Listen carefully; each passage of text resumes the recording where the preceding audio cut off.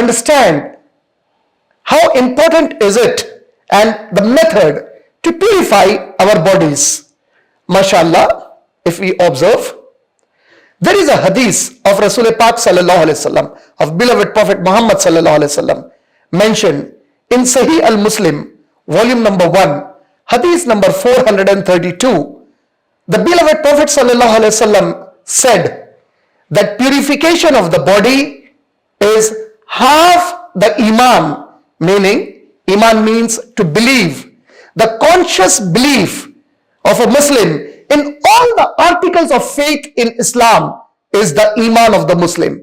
And our Nabi Kareem sallallahu alaihi wasallam, our beloved Prophet Muhammad sallallahu alaihi wasallam taught the Muslims, and he said that keeping the body purified is completing half the Iman, is 50% of the total Iman.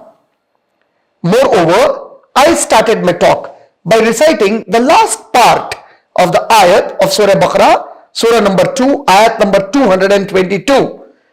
Allah subhanahu wa ta'ala says, Inna Allah yuhibbut tawwabin wa yuhibbul mutatahhirin, which means Allah loves those who seek His forgiveness, and He loves those who keep themselves purified.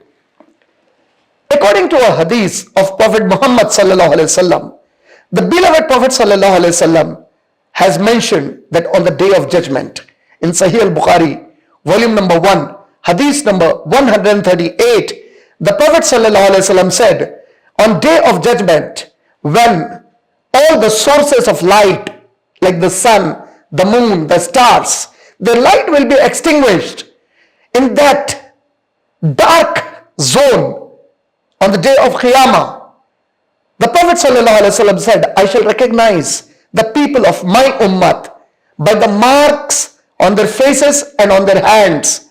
These are the marks of the purification of the body.